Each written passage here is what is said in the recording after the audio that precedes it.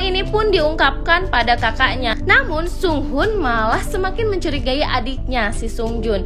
Dia menanyakan alibi Sung Joon pada malam kejadian dia berada di mana. Wah, semakin mencurigakan ya gerak-gerik kru Sung Joon ini. Masa sih Sung Joon memang benar-benar psikopat berkedok detektif yang bertujuan membalas dendam kejadian masa kecilnya pada Baekmun Kang. Assalamualaikum Cinggu. Hai guys, balik lagi di Zerum TV. Gimana kabar kalian? Sehat-sehat selalu kan? Kali ini aku coba ikutin request kalian yang banyak banget di TikTok, di YouTube, sampai di DM Instagram buat bahas drama Blind. Setelah aku tonton episode 1 dan 2-nya, ternyata drama ini tuh mirip-mirip dengan drama Big Mouth ya, yang mengangkat genre criminal thriller misteri. Pemeran utamanya adalah si Bongpal nih, kalian tahu kan, alias Ok Taecyeon 2PM, yang terakhir kita kenal sebagai bos Babel di Vincenzo. Malam ini akan tayang episode 3 untuk drama ini. Penasaran? Yuk kita langsung ke pembahasannya. Jangan lupa subscribe, check it out. Sebelum masuk ke prediksi episode 3, aku bakalan ringkas sedikit episode 1 dan 2-nya biar yang masih belum nonton tetap bisa ikutin jalan ceritanya. Di awal cerita diperlihatkan 5 orang anak yang terlihat berusaha kabur dari sesuatu. Ternyata mereka berusaha kabur dari lembaga penampungan anak-anak yang ternyata adalah tempat eksploitasi anak berkedok lembaga sosial. Ternyata mereka disiksa dan dipaksa bekerja rodi di dalam sana, dan yang berusaha kabur akan dibunuh. Lembaga tersebut dijaga oleh seorang penjaga yang sangat jahat yang dijuluki anjing gila.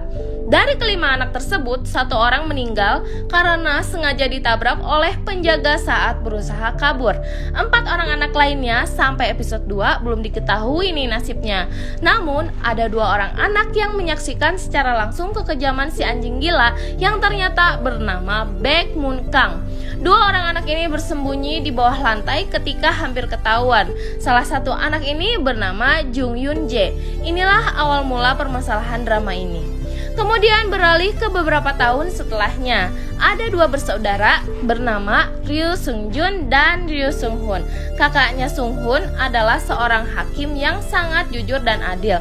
Bahkan dia memilih bekerja sendiri dan menjaga jarak dengan siapapun agar reputasinya ini tetap bersih. Meskipun begitu, dia sangat dihargai karena kejujuran dan rasa keadilannya yang sangat tinggi. Sedangkan adiknya si Sung Joon yang diperankan oleh Ok Taecyeon ini adalah seorang detektif yang sangat berani dan bisa dibilang sangat berprestasi. Dia memilih jalan yang berbeda dengan keluarganya, karena keluarganya ini adalah keluarga hakim. Namun, ini tidak mengurangi rasa keadilannya yang sangat tinggi juga sih. Sayangnya, saking beraninya, Sung Joon tidak pernah segan-segan memukuli para penjahat tersebut. Hal ini menyebabkan dia sering dituntut atas kekerasan. Dan untuk para kolega-koleganya di kantor polisi, mereka sudah terbiasa dengan hal ini. Suatu saat, kakak beradik ini terlibat sebuah kasus pembunuhan berat seorang wanita muda bernama Baek Ji-eun. Ternyata wanita ini adalah anak dari si anjing gila Baekmun Kang. Baek Ji-eun dihabisi dengan cara yang kejam. Setelah diselidiki dengan seksama oleh Sung Joon, ditangkaplah seorang tersangka bernama Jung Man-chun. Dia pun akan diadili oleh Hakim Sung Hoon, kakak dari Sung Joon, di pengadilan. Namun anehnya, Jung Man-chun meminta sidang juri dalam sidangnya. Dipilihlah 10 orang random dari warga sipil untuk menjadi hakim juri.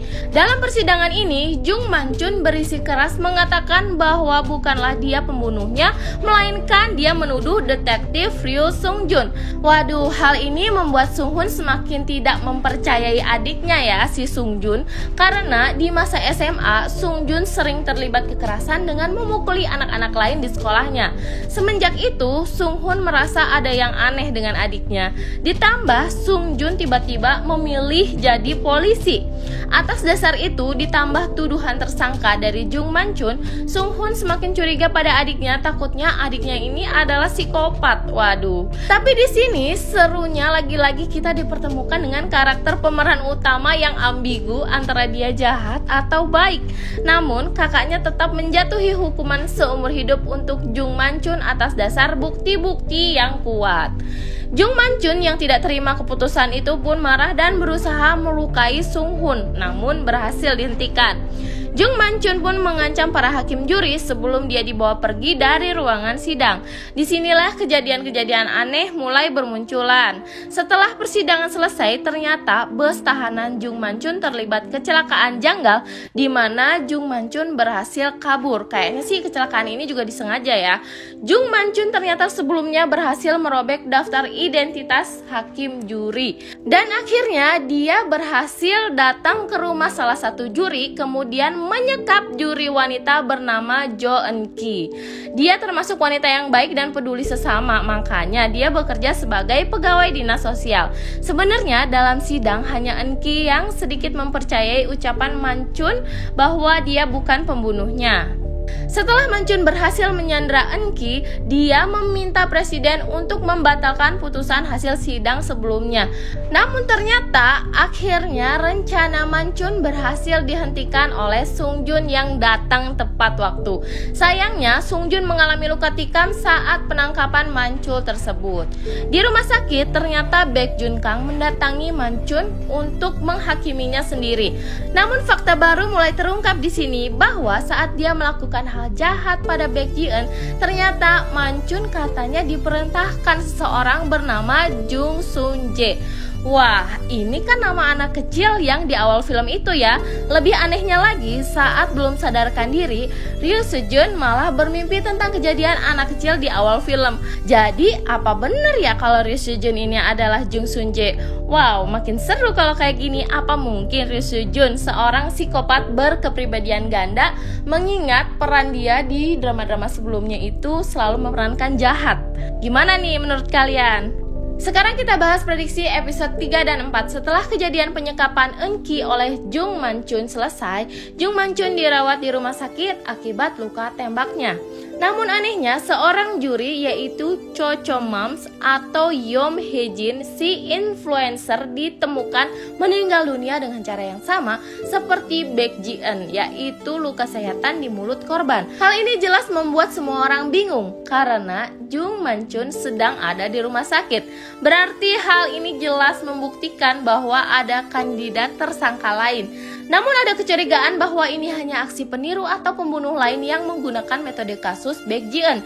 Akhirnya Sung Jun berusaha menyelidiki kasus ini, mulai dari setelah sidang, seperti yang kita tahu mereka semua berkumpul di restoran sushi milik Charles. Di sini Sung Jun mulai mencurigai Charles karena dia koki spesialis sushi yang pasti mahir juga menggunakan pisau. Setelah acara makan bersama, Yom Hae-jin dan Eun-ki diantarkan pulang oleh si hakim juri sopir taksi. Dari semua temuan ini, Sung Jun berasumsi bahwa Jung Man-chun mempunyai kaki tangan di dalam jajaran hakim juri. Ayo loh. Hal ini pun diungkapkan pada kakaknya. Namun Sung Hun malah semakin mencurigai adiknya si Sung Jun. Dia menanyakan alibi Sung Jun pada malam kejadian, dia berada di mana. Wah, semakin mencurigakan ya gerak-gerik Ryu Sung Jun ini. Masa sih Sung Jun memang benar-benar psikopat berkedok detektif yang bertujuan membalas dendam kejadian masa kecilnya pada Baek Moon Kang si anjing gila? Menurut kalian gimana nih guys? Jangan lupa tulis di bawah ya.